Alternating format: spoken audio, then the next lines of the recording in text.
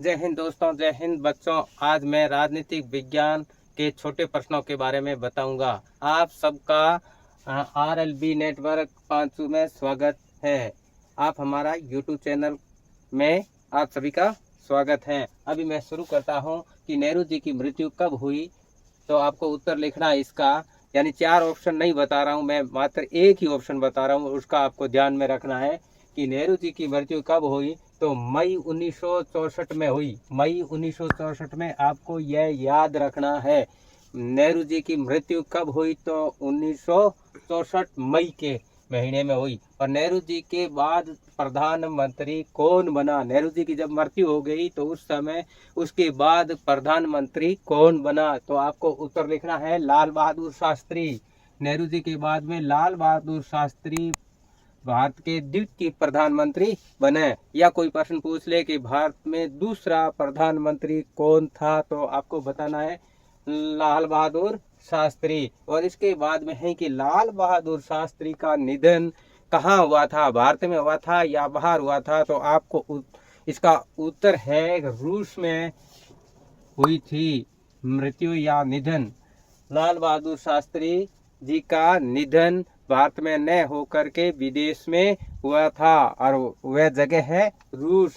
और इसके बाद में है भारत में चौथा आम चुनाव कब हुआ था? भारत में चौथा आम चुनाव कब हुआ था? तो आपको लिखना है 1967 में चौथा आम चुनाव हुआ था। और इसके बाद में आपको कोई पूछ ले कि भारत का प्रथम आम चुनाव कब हुआ था, तो प्रथम चुनाव 1952 में हुआ था।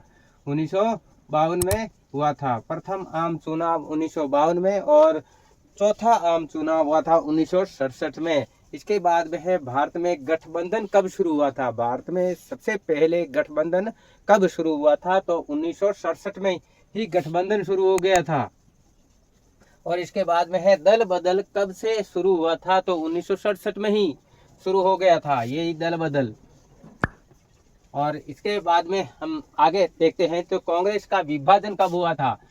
कांग्रेस का विभाजन 1967 में हुआ था। कांग्रेस का विभाजन कब हुआ था? तो सन बताइए। तो आपको बताना है 1967 में हुआ था।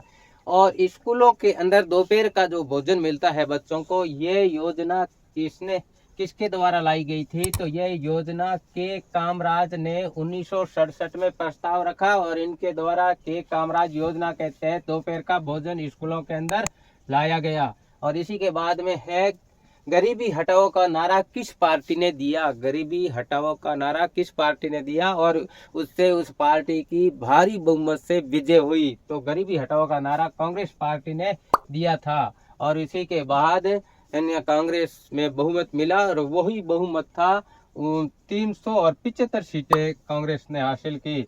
और कांग्रेस का जो प्रधानमंत्री बना वो इंदिरा गांधी बनी।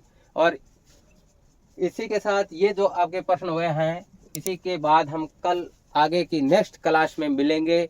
जय हिंद और